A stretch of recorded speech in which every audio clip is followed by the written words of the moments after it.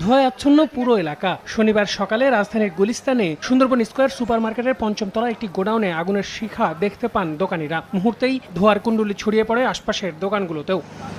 খবর পেয়ে তাৎক্ষণিক ফায়ার সার্ভিসের কয়েকটি টিম ঘটনাস্থলে পৌঁছায়। পরে একে একে যোগ দেয় 9টি ইউনিট। আগুনের তীব্রতা খুব বেশি না হলেও ধোঁয়ার কুণ্ডলীর কারণে ফায়ার সার্ভিসের কর্মীদের আগুন নেভাতে গিয়ে বেগ পেতে হয়। তার উপর দোকানের মালামাল সরাতে ব্যবসায়ীরা বারবার ভেতরে ঢোকার চেষ্টা করে। এ সময় মাইকিং করেও মার্কেট খালি করতে বেগ পেতে হয় ফায়ার সার্ভিসের কর্মীদের। এ কাজে তাদের সহায়তা করে সেনাবাহিনী। আগুনে পুড়ে যায় গুদামে থাকা বৈদ্যুতিক বাতি থেকে শুরু করে বিভিন্ন মোবাইল অ্যাক্সেসরিজ। পণ্য পুড়ে যাওয়ার খবরে অনেকেই আবারও চেষ্টা করেন ভেতরে প্রবেশের। কেউ কেউ যথাসাধ্য চেষ্টা করেন নিজের পণ্য বাঁচানোর। এখনো ধোঁয়া আছে, আগুন নেই। হয়তো 10-12টা গোডাউন পড়ছে। দোকানে মালামাল আছে, মালামালগুলো ভিজে যেতেছে, এগুলো সব ইলেকট্রিক মাল। শুক্রবার বন্ধ থাকা এই মার্কেটে পরের দিনের শুরুতেই এমন ঘটনায় হতবিহ্বল হয়ে পড়েন অনেক ব্যবসায়ী। যদিও আগুনের ঘটনায় এখনো কোনো হতাহত